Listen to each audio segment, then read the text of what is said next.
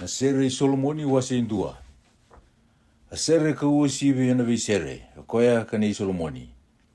Mendaurungudi au ka koea na turanga na rengu ni ngusuna. Ni sabinaka na nomu ni loloma kadha na waini. Na huku ni kena imboi na nomu ilumu binaka sara. Na adamu ni sabaka na ilumu sa liviani. O koea era Salomoni kimuni ikina ko ira na ngone lewa. Wakaera era taki au, ke ito nangai didi muri kimuni. Sa kauti au mai na tui kina nona longi. Ke ito na marau ka rekitaki kimuni. Ke ito na numa waka leo kina na nomu ni loloma ka waka lai kina waini. Ko ira na alundundonu era Salomoni kimuni. Ko iau na leo loloa, ia kausa mata vinaka. Ko kimundo na ngone leo ni Jerusalemi. E wakana wale lada ni kitari. Ka wakana wale sulu I Solomoni. Ka kuni wana no viau ni sa loloa. Ni sa dila viau na singa. Ra dunru viau na lubi ni tinangu. Ra lisi au me wakatawa na vewere ni waini. Ia na nungu were ni waini ka wasianga ni wakatawa. Tukuna mai viau ko ikimuni kau Salomana. Se vei na sana kuni sa wakani akina na nomu ningel ni sipi. Na sana kuni sa wakandaburi irkina ena singa levu. Nyuna lako se sibuli ena dawa. Kina nonangel ni sipi na nomu ni tokani. Kevuka ko sa asianga ni kila. Ko iko sa mata vina kasara vei ira na elewa. Mumurio voli na weni a wandra na sipi. Kawakani ira na nomu lubi ni mea vole aka kina nonra vale lada na wakatau ni sipi. Au sa wakatau watani iko na wekangu. Kina wasi elewa ena ngingi wakaturanga ni fero. Sa ea tunitu na ka waka uku ena balumu. Kina ndumomu ena sunu dhondo kola. Kito na kawa menomu na itali kola. Ka waka sabu siliwa. Isa tiko na tui mai na nona te peli. Sa amboi vinakayani na nongu na rita. Sa wakai ndua na iwau mura i au kukoea kau Salomana. Ena ndapono nga ena maliu ni sudungu. Kukoea kau Salomana sa wakawe i au ndua na sieni kami faia. Ena veiwere ni waini mai eni keti. Reida, kusa mata vinaka na wekangu. Reida, kusa mata vinaka. Na matamu sa wakana mata ni rube. Reida, sa mata vinaka ko ikimuni. Kau Salomana, iyo, kusa ayalo vinaka. Nondaru indapon talenga sa kan roka. Ay doka ni nondaru vale na sitari. Na kena isa nandamanu. Wasi rua, ko iau na rose ni seroni. Kena via ni Buddha. Mai wakana via na malio ni soni. Sa wakakina na wekangu, ena kena malio na wane alewa. Mai wakana moli, ena loma nindua na kau ni wekau. Sa wakakina kukoea kau Salomana, ena kena malio na wane tangani. Awa marau ni watiko sombu ena alona. Kasa kamida na buana kina musungu. Sa kautiau kukoea kina nona vale ni waini. Ia na nona kuila sa vorurungi au na loloma. Dua kauko teki au ena keki buani waini. Wadingu iau ena moli. Isa mate ena loloma. Alingane mawi sa no ruku ni ulungu. Kasa mukuti au na lingana imatau. Au sa vorurutiki mundou. Ngone leo ni Jerusalemi. Ana huku ni me kila. Kina tera leo ni vido. Mundu kaku ni abalata. Se wakan reti koea kau Salomana. Kame vita lianga ko koea. Andomu I koea kau Salomana. Reida sala mai. Sa rika mai ko koea. Ena toka itua. Kalandelande mai endela ni koro. O koea kau Salomana sa wakana me kila. Se na tera tangane sa ngone. Reida sa tu mai ndaku ni nondo tumbai. Sa rei mai na katumba. Sa wakarei teke koe mai na isongo didila. Sa abosa mai ko koea kau Salomana. Kakayawi au mudabutu na wekangu. Na nungu ka mata vinaka kalako mai. Reida sa o tiani na wula ililiwa. Sa mundu na wuda kalako tani. Sa angai rei mai na seni kau ena bonua. Sa angai yado na kena wula. Sa tangi kina na manu wuka. Ia na ndomu ni rube sa angai rongo tu ena nonda bonua. Na wuni lolo sa buotaka mai na buana bou. Kena waini kena buana bou sa amboi vinaka mai. Mudabutu na wekangu na nungu ka mata vinaka kalako mai. O iko nungu rube kasati ko enangara ni ulu watu. Na sana wuni ni dambe. Meurei manda na matamu. Meurungoda manda na ndumomu. Niko santomo vinaka. Ka watu kai vinaka na matamu. Do tomboka mai na fokise. Na fokise lalai sa wakatata na waini. ni sa votu na vua ni nonda waini. Sa nongu kokoya kau salomana, ko iau telenga au sa nonanga. Sa wakania na nonangeli ni sipi, aloma ni via. Kaya dhoba na kena kinda na mataka, kasa siabu yani na malamalawa. Muni le sumai, ko ike muni kau salomana, ia muni waka na mea kila, sena luwe ni tera. Ena ulu ni wanua ko pederi. Wasi tolu. Ena nungui mode ke nambongi kau angarai koea kau salomana. Au angarai koea kasasianga ni kunea. Au na dhabutu manda kalau boli ena koro ena salatu. Ia ena rara kau nangarai koea kau salomana. Au angarai koea asasianga ni kunea. Era kunea yau na iwatawa era lagu boli alom ni koro. Au akabe ira doare di koea li kau salomana. Au sasivi ira tu yani wakalai nga. Kau sangai kunea koea kau salomana. Au aturi koea kambese ni wakalai koea. Me koiti koea manda kina wale ni tinangu. Kina nona longi ko koea sa kuni takiau. Au sa wakaro tiki mundou nangone leo ni Jerusalemi. Ena wuku ni mekila kina teira leo ni weido. Ndo kakua ni abalata se wakayan rati koea kau salomana.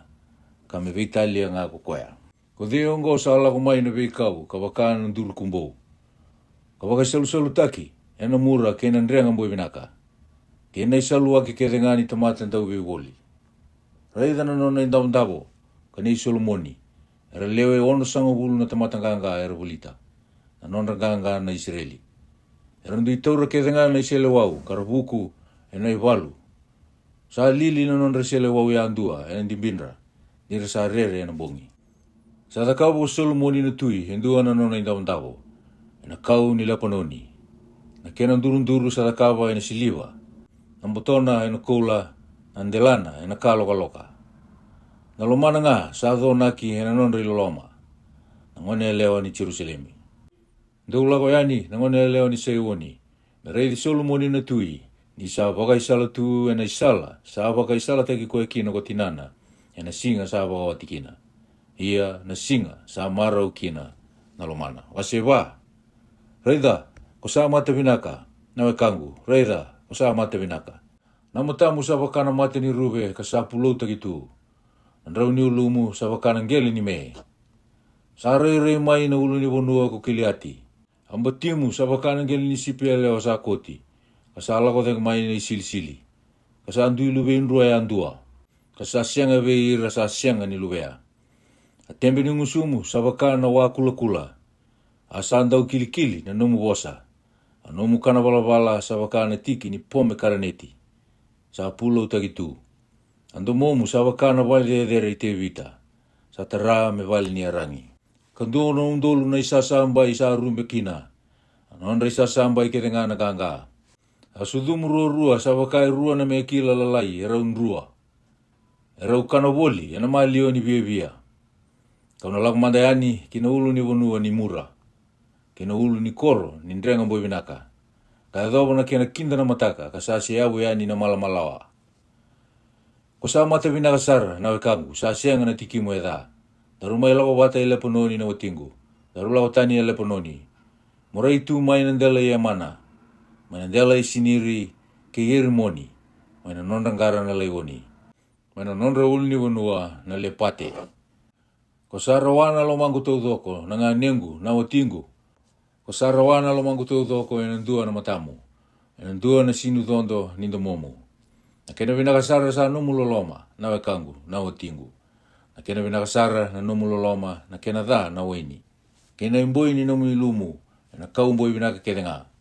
Na tembe ni ngusumu na watingu sa tiri me bakana ngani woni. Na woni kena weni sudu sa noa ruku ni amemu. Ia na imboi ni nomu ni sulu sa bakana kena imboi gole pononi. Awere sa virimbai titu na wekangu na watingu. Amate ni wai sa songo. Ai buru ni wai sa ndengati. Anomu ite na pome karaneti sa kami kemita na buana. Na kami faia kena narita. Na narita kena safaroni.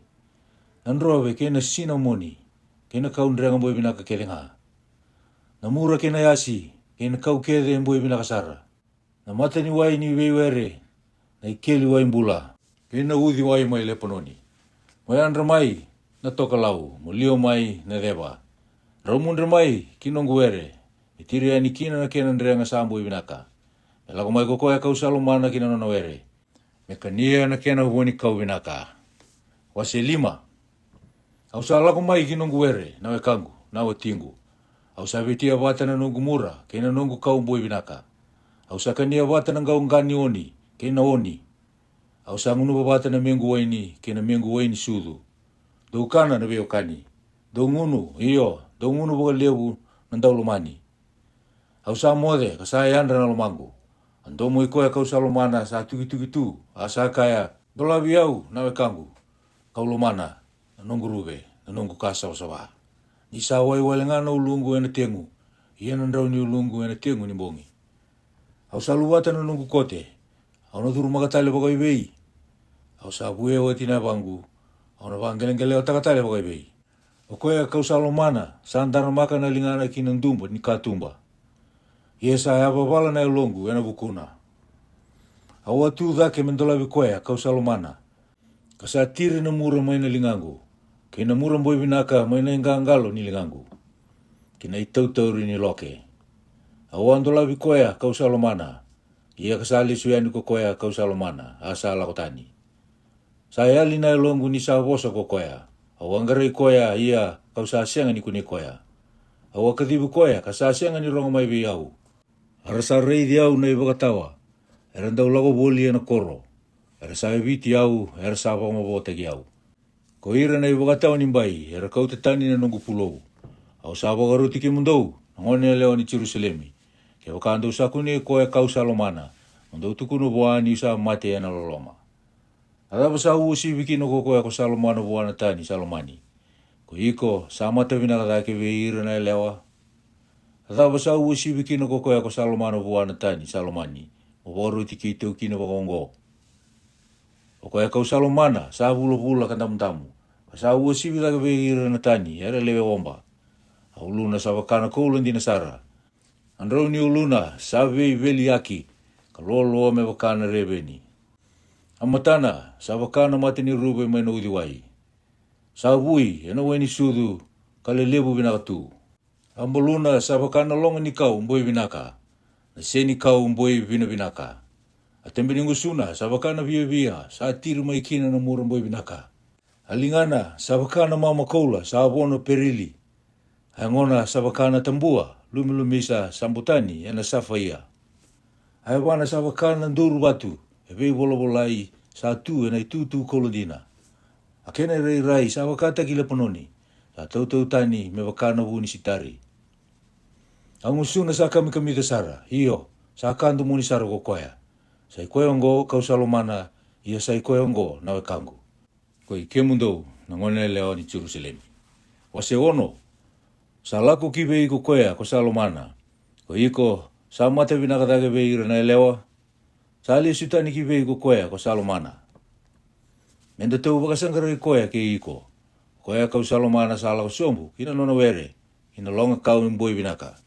Mekana na vei were, kando loka na via. Au sa ni koe kau salomana, a sa nungu ko koe kau salomana. Sa wakania na nona ngeli ni sipi, alo mani bia. Ko sa mata vinaka, na wekangu, me wakata ki tirisa. Rei vinaka, me wakata ki Jerusalemi. Karere waki, me wakana i walu sa wakan rotini. O wango le tani we iau na matamu ni sarawa iau. Andrau ni ulumu, sa wakana ngeli ni me, sa rei mai kiliati. Ambatimu sa wakana ngel ni sipi lewa. Sa ala kota mai na isilisili. Sa andu ilu vein rua ya andua. Kasa sianga ve ira sa sianga ni lubea. Sa wakana tiki ni pome karaneti na numu kana wala. Sa pulou takitu. Sa leo ono sanga wulu na ranandi. Ka leo walu sanga wulu na watina lalai. Kena ngone lewa sa sianga ni wili rawa. Ia na nungu rube. Na nungu kasapa sa andu ambonga. Na lube tinana indu ambonga. Ko koea ngā na ngone ni toko, ni koea, ka wakasuduma. Era rei di koea ko ira na ngone lewa, ka wasawa kalunga tataki koea, ko ira tale ngā na ranandi ke ira na watina lalai, ara wakataudau taki koea. O dhei ko koea, sa kinda mai me wakana mataka, sa weweli me wakana bula, sa sierau tu me wakana matini singa, Ka rere waki me wakana I walu sa wakandrotini. Awala kusombu, kina were ni amondi me ureida na buata mai na buda. Me ureida na biwaini, se sa tumbu binaga se sengai. Kina pome karaneti se sa kumbu, se sengai.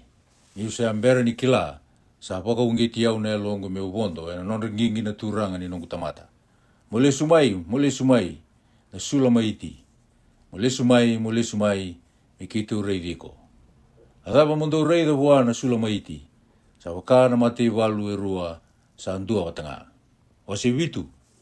Na kena rei binaka na wamu sa wakai baba o iko na lubena elewa na tui. Aloki ni sangamu sa wakana kani uku. Na takataka nilingana na matai uku. Anomu vido sa wakana mbilo momokiti. Sa senga ni alikina na weni. Na ketemu sa wakana mbini witi sa boliti ya na bia. Asudumu rua sa wakana me kila lalai, rua sa andrua. Anto momu sa wakana wale tambua dedere. Amatamu sa wakana ndrano mai esi poni. Mai na matamati ni koro ni padi rapimi. Audumu sa wakana wale dedere mai lepononi. Kasando nui tamasiko. Aulumu sa wakana teki kameli. Kinandrau ni ulumu sa wakana ka loka. Sa waudi tuna tui yanandrau ni ulumu. Nomu mata binaka kina nomu rekitaki. Ko iko kau salomana. Akemu mbalabu ngo sa wakatautu watani kina lambala. Kina sudumu sa wakana isoso abuana baini. Awa kaya kau na kambana mbala. Kau na taura na tambana ia na sudumu hena kai wakana isoso abuani baini. Kina mboini nomu idengu hena wakana moli. Kina ngusumu hena wakana waini binakasara. Na mena kau salomana sa binaka na kena ngunubi. Asa kita kana tembini ngusunda ersa mode merabosa mai. Au sa ano na kau salomana kasabi na katiau kukoya. Ko iko kau salomana daru mai lawayani kina biwere. Mendaru lagi tiko ena bikoro lalai. Mendaru sou kalako kina biwere ni baini. Mendaru reida se tumbu binaga na baini se sa sera kina huoni baini bou. Kakumbu mai na pome karaneti se sengai. Mai kia telanga kau na sulia be iko na nunguloloma. Samboi mai na tuta. Asa toka mai non te tau na buata vinaka kerenga. E vou ka matua o koea kau sambinia me nomu ko iko kau salomana. Wase walu mabukata ki koea mandanga na tadingu. O koea ka suduma na sudu itinangu. Niuna kune iko e tau tumba kau na ngairungudi iko. Iyo kau na senga ni berikina. Kau na tuberi iko ka kau ti iko kina vale ne tinangu. Sana bau buli diau ko koea. Kau na bangun ubi iko e na waini boi binaka. Nandra ni nongu pome karaneti. Alingane mawi sa kena inono ni ulungu. Ia na lingane matau e na mukuti au. Au sa bagaruti ke mundou na ngone leo ni Jerusalemi. Mundou kaku ni awalata. Sa bagain reti koea kau salomana. Kami pakatau mandanga bua. Ko dei sa lako take mayongo mai lukutu. Kasara viti koea salomana. Au wa bagain reti ko mai na ruku ni buni moli. Sa bakasudumi iko mai kia ako tinamu. Sa taratara mai kia ako koea ka bakasudumi iko. Mo tambaki au me wakana mama kilo mamu. Iyo me wakana mama kilingamu. Ni sa ngumatua me wakana mati na loloma. Sa elo koua me wakana imbulu na bubu. Ake nangilaiso wanga. Iyo na yame ni mbuka sa kurukuru. Sana sianga ni mbuka darawa na loloma na wai bunga. Ena sianga telangani lubu darawa na walubu. Kaya baka ni sulia na tamata na iau kere hena nona vale mi susomi ni loloma. Sana mbedi saranga. Sandua na te dindaru leilai, kasasianga na suduna. Atapa mindaru ia ena bukuna na te dindaru. Ena singa ena dungu dikina. Kaya baka embai watu kokoya, endaru na tara endelana na vale siliwa dedere. Ia kaya baka na isongo ni katumba kokoya, endaru na bagalatia ena papa sitari. Ko iau kau sambai watu ia na sudungu sa baka na vale dedere. Awanga i baka endua sabi na kati e matana. Sandua na nona wera ni baini ko Solomoni mai peali amoni. Kasali sitaka be ira so na ibatawa. Merandi kau tamai endua na undolu na tiki ni siliva sa iboli ni kena buata. Anongu wera ni baini o koea sa anongu dina sa no mai. Menomu Solomoni endua na undolu. Karua na ndrau menonda na ibatawa ni buata. Ko iko sando utiko ena be were era waro rongo kinandumomu na itokani. E wakarongo e telanga ki be iau. Mo kusarawa, ko hiko kausalomana. Ia mo kana mea kila, sena luwe ni teira. Veulu ni wunua ni kaumboe binaka. Amen.